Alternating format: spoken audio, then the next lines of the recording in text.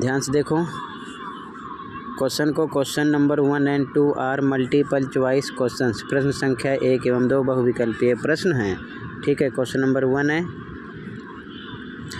Every rational number is. प्रत्येक परिमेय संख्या है।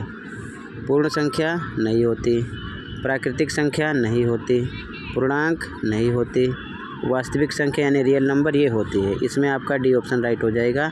ना ही होल नंबर होगा, ना ही नेचुरल नंबर, ना ही इंटीजर। ठीक है, राइट आंसर आपका है रियल नंबर यानी कि वास्तविक संख्या, option number D. Second question,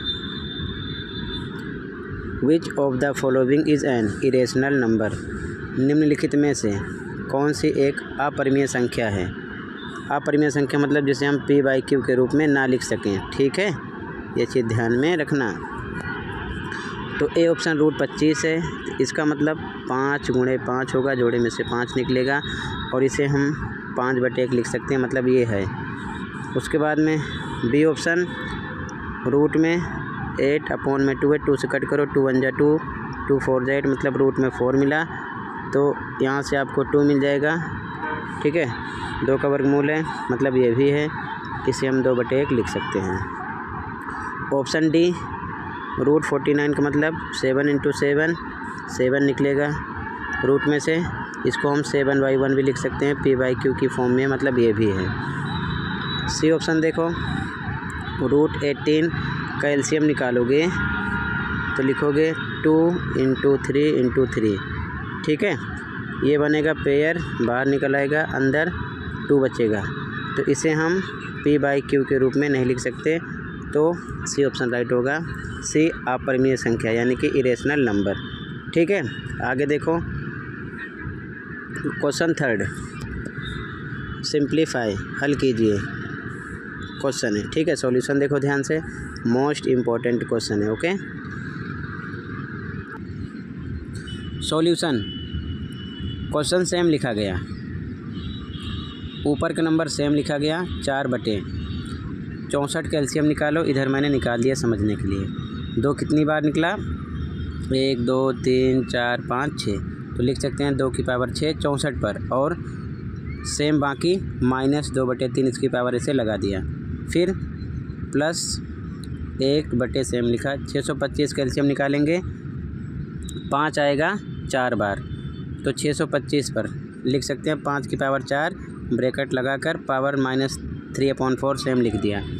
आगे प्लस पे प्लस लगाया, फिर से 2/243 को लिख सकते हो 3 की पावर 5, यहाँ एलसीएम निकाल दिया। ठीक है, 3 5 बार आएगा, एलसीएम निकालोगे तो। ठीक है, तो यहाँ पर हम लिख सकते हैं 3 की पावर 5 पावर -1/5 सेम लिख दिया गया। समझ गए।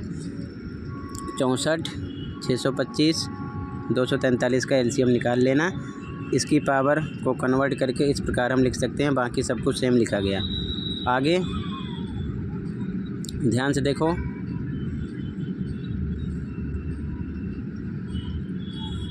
ऊपर का नंबर 4 सेम लिखा गया, ये ब्रैकेट हटेगा तो 2 की पावर 6 गुणे -2/3 लिख दिया जाएगा।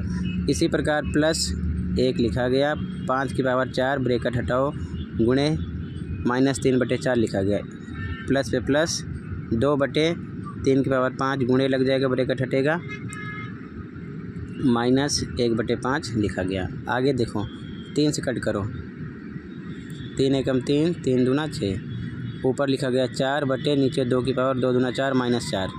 ठीक है, लिखा गया। इसी प्रकार +1/4 से 4 कट गया, 5 की पावर -3 लिखा गया, फिर प्लस पे प्लस ऊपर 2 का 2 लिखा गया, 5 से 5 कट गया, 3 की पावर -1 लिखा गया। ठीक है, मतलब ऊपर का नंबर सेम लिखा गया है, नीचे सोल्व कर लेना, कट कर दो, 3 2 जा 6, 2 की पावर -4, 4 से 4 कट हो गया, 5 की पावर -3, 5 से 5 कट, 3 की पावर -1 लिखा गया। आगे देखो, अब यहाँ पर हम ये फॉर्मूला अप्लाई करेंगे। ठीक है, अगर बटे में पावर माइनस में है तो ये फॉर्मूला लगाते हैं, 1/a की पावर -m, ये बराबर हो जाता है a की पावर +m के।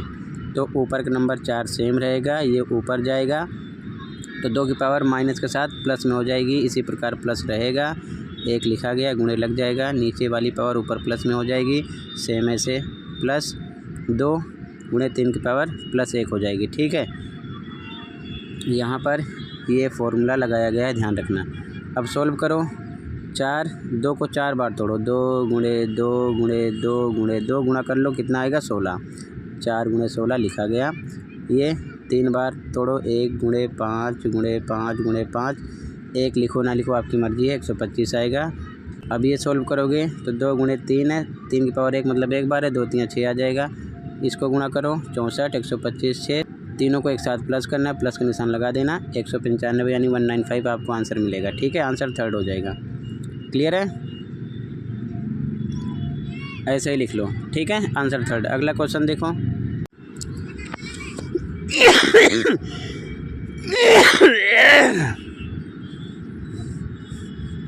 Question number 4, show that 2.575757 dot मतलब इसको हम लिख सकते हैं 2.57 के ऊपर बार है, मतलब ये नंबर 57 बार बार आ रहा है। Okay, can be expressed in the form p by q where p and q are integers and q is not equal to 0।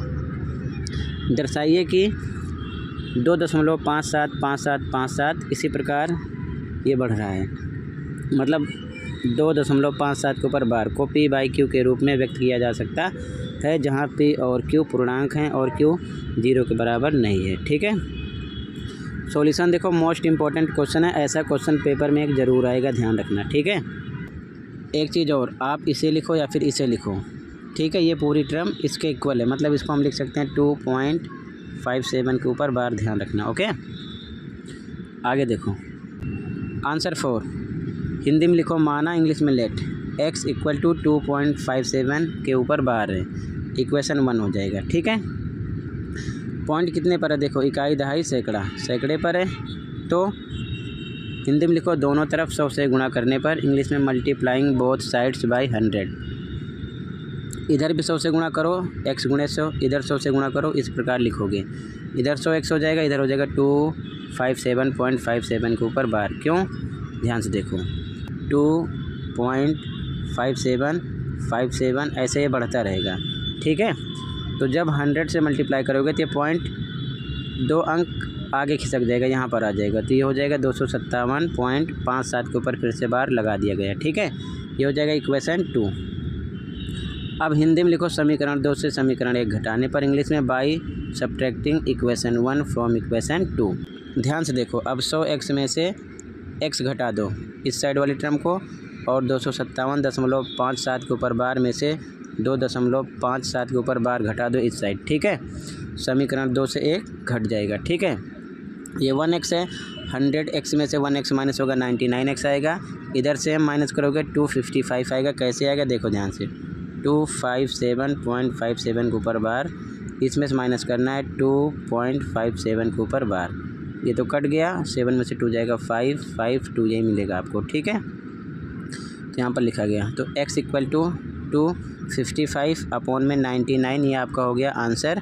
चाहो तो आप सॉर्ट कर लो, 3 से कट करोगे, नीचे 33 आएगा, ऊपर आएगा 85, ये आपका हो जाएगा आंसर, या फिर आप यहीं रोक दो, ये p by q की फॉर्म में हो जाएगी। ठीक है, तो आंसर नंबर आपका 4 हो जाएगा। क्लियर है, अगला क्वेश्चन देखो ध्यान से। अगला क्वेश्चन नंबर 5 और लास्ट मोस्ट इम्पॉर्टेंट है ये भी। रिप्रेजेंट √3 ऑन नंबर लाइन, √3 को संख्या रेखा पर निरूपित कीजिए। ठीक है, ध्यान से देखना, लास्ट क्वेश्चन है। तो जब हम √3 को संख्या रेखा पर शो करेंगे, निरूपित करेंगे, तो हम इसको लिख सकते हैं सबसे पहले 3 इक्वल टू 2 + 1। ठीक है, और पाइथागोरस थ्योरम से √3 का स्क्वायर इक्वल टू होगा √2 का स्क्वायर प्लस 1 का स्क्वायर। ठीक है, ये सेम यही निकलेगा। ठीक है, तो सबसे पहले हमको √2 शो करना होगा, उसके बाद वो √3 दिखाएगा। ठीक है, तो ध्यान से देखना, लाइन खींचते हैं। इसके बाद में एक लाइन खींचना है, ये 0 है, ये 1 है और ये 2 है यूनिट। ठीक है ना, मान लेना अपने हिसाब से 1 यूनिट 2 यूनिट। अब यहाँ पर आपको लंब बनाना है, यानी कि 90 डिग्री का कोण बनाना है। ठीक है, तो कैसे बनाओगे? सबसे पहले क्या करना है, डिस्टेंस ले लो 1 यूनिट की। ए को केंद्र मानकर बी तक की दूरी लेकर बी पर आपको नोक रखना है और एक आर्क यानी कि चाप ऐसे लगा देना है। ठीक है, जहाँ पर कट करेगा उसको बी से मिला देना, सीधा बिल्कुल 90 डिग्री होना चाहिए। इस प्रकार बनेगा ये। ठीक है, ये 90 डिग्री का होगा, समझ गए। अब इसके बाद में क्या करना है, ये मान लो आपका सी है। ठीक है, सी बिंदु है। अब सी को ए से मिला देना, सी को ए से इस प्रकार मिला देना, ये बनेगा √2। ठीक है, और ये 1 यूनिट है, तो पाइथागोरस थ्योरम से √2 शो हो गया। इसके बाद क्या करना है आपको, इसके बाद क्या करना है, ए को केंद्र मानकर सी तक डिस्टेंस ले लेना, एक आर्क यानी चाप ऐसे लगा देना। ठीक है, ए से सी तक दूरी लेकर एक चाप ऐसे लगा देना। ये जहाँ पर कट होगा ये आपका √2 शो होगा।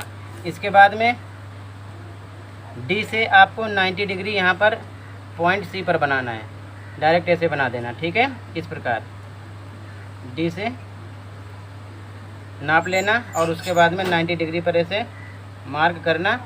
ठीक है, 90 डिग्री, और उस पॉइंट को आपको सी से मिलाना है। किससे मिलाना है? सी से। इसको आप सी से ऐसे मिला दो, ये मान लो आपका है डी।